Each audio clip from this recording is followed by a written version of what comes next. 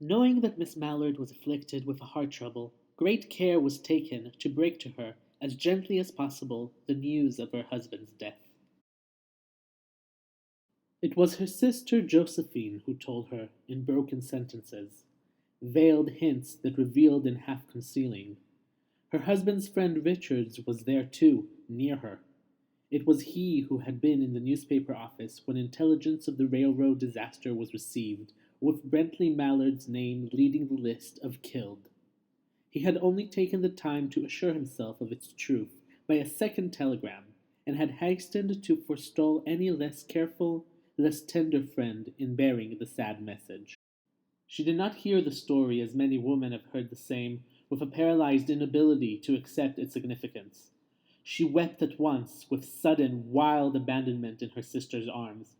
When the storm of grief had spent itself, she went away to her room alone. She would have no one follow her.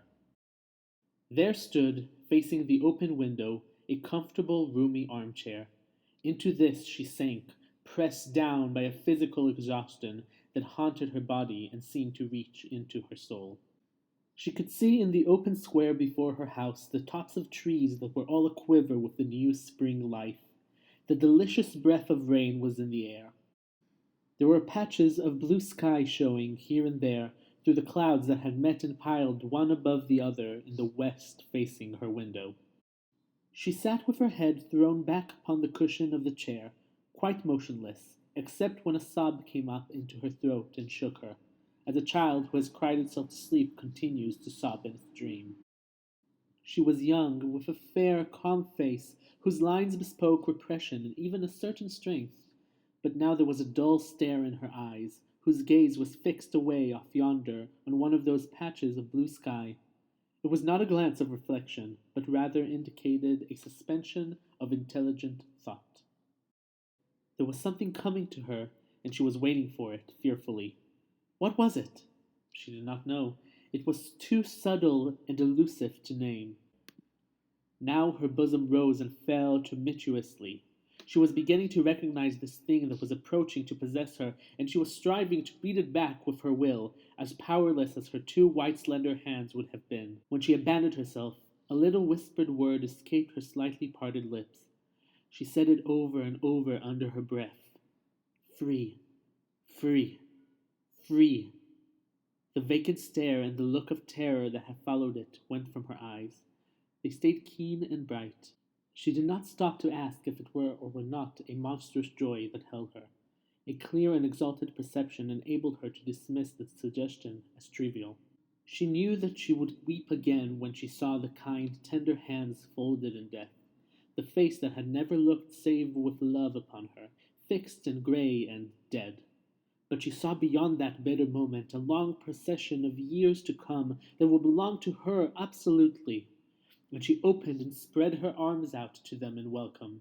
There would be no one to live for during those coming years. She would live for herself.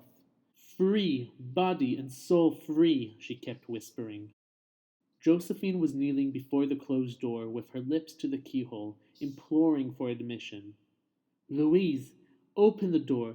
I beg, open the door. You will make yourself ill. What are you doing, Louise? For heaven's sake, open the door.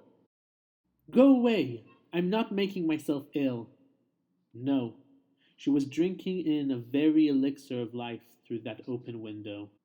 Her fancy was running riot along those days ahead of her, spring days and summer days, and all sorts of days that would be her own. She breathed a quick prayer that life might be long.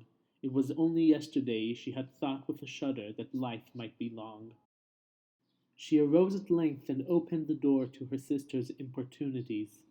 There was a feverish triumph in her eyes, and she carried herself unwittingly like a goddess of victory. She clasped her sister's waist, and together they descended the stairs. Richard stood waiting for them at the bottom. Someone was opening the front door with a latchkey.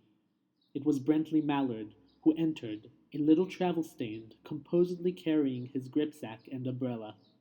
He had been far from the scene of accident, and did not even know there had been one. He stood amazed at Josephine's piercing cry, at Richard's quick motion to screen him from the view of his wife. But Richard's was too late. When the doctors came, they said she had died of heart disease, of joy that kills.